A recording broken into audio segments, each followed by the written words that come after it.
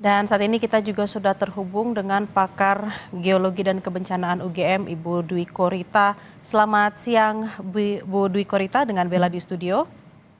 Selamat siang Mbak Bella, Assalamualaikum warahmatullahi wabarakatuh. Waalaikumsalam, Saudara. Ibu, kalau kita melihat bagaimana concernnya Presiden Prabowo, kita lihat Presiden sudah melakukan kunjungan 4 kali ke lokasi bencana ini. Apa concern yang ingin disampaikan Presiden terkait dengan eh, kunjungan-kunjungan yang dilakukan oleh Presiden ini? Ya, pastinya beliau sangat memperhatikan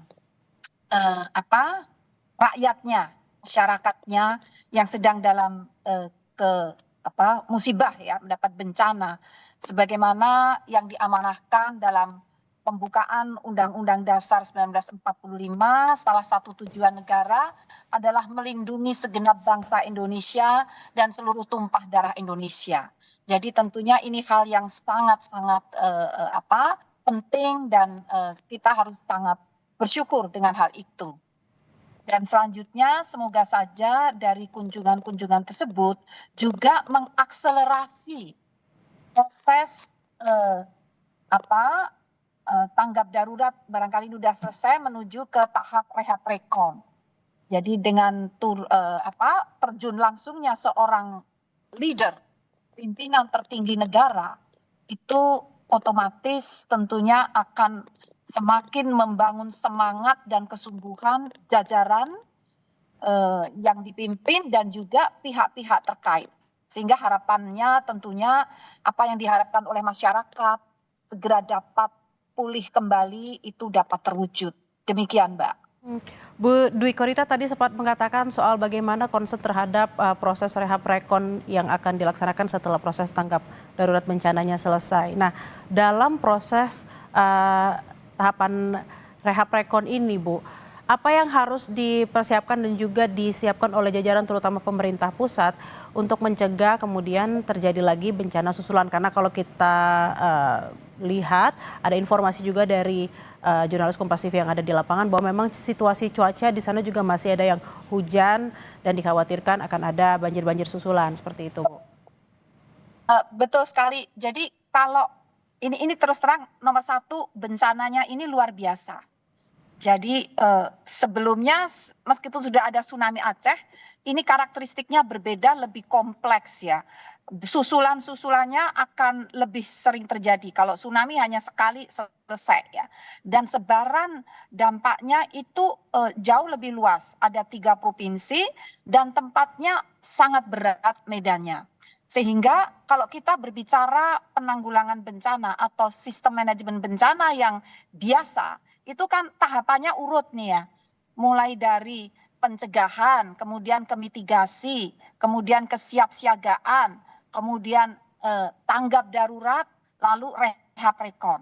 Nah, untuk kali ini karena ini luar biasa, beberapa tahap itu perlu dilakukan secara paralel. Misalnya saat ini tanggap darurat, tapi juga tetap harus ada tahap mitigasi dan kesiapsiagaan, bahkan pencegahan. Jadi tidak hanya memikirkan tanggap darurat saja.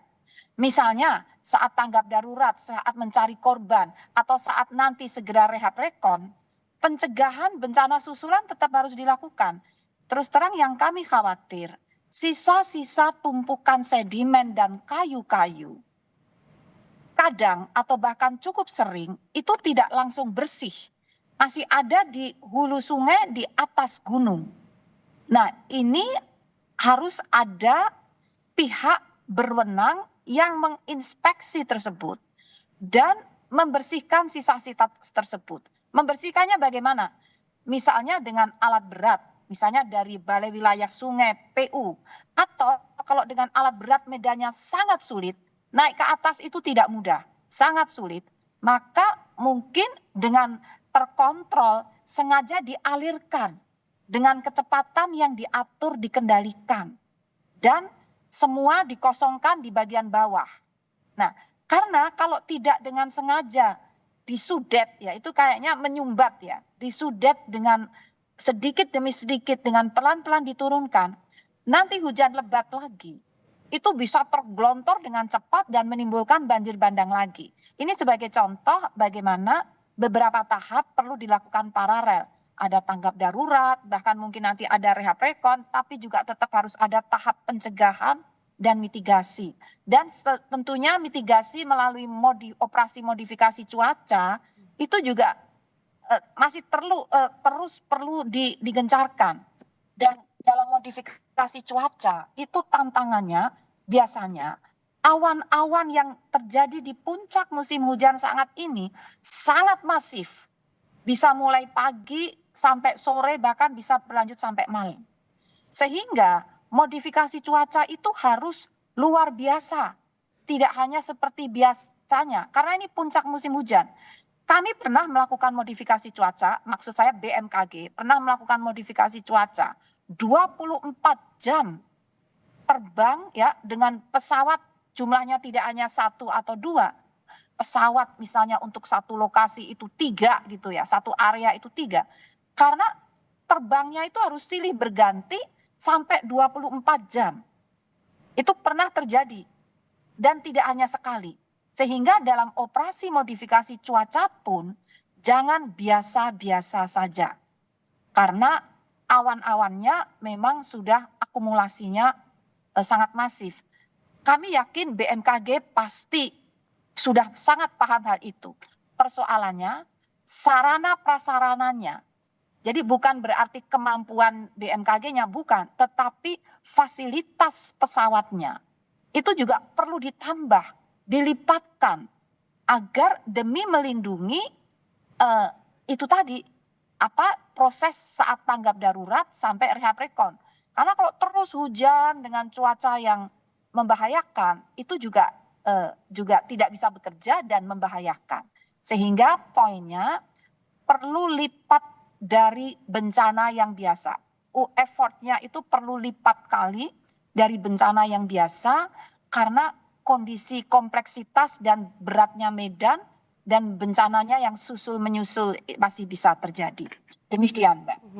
Berarti memang effort atau usaha dan kerja yang dilakukan harus secara simultan, harus berlipat-lipat lagi. Karena tadi seperti yang dikatakan oleh Bu Dwi Korita, ini kalau sudah di akhir tahun ada banyak sekali permasalahan, termasuk juga BMKG sudah mengatakan ada siklon-siklon baru yang terbentuk di beberapa hari belakangan ini. Ibu, terima kasih banyak atas obrolannya siang hari ini di Breaking News Kompas TV. Ibu Dwi Korita Karnawati, pakar geologi dan kebencanaan UGM. Selamat beraktivitas kembali. Terima kasih dan salam sehat, Ibu. Terima kasih. Selamat siang.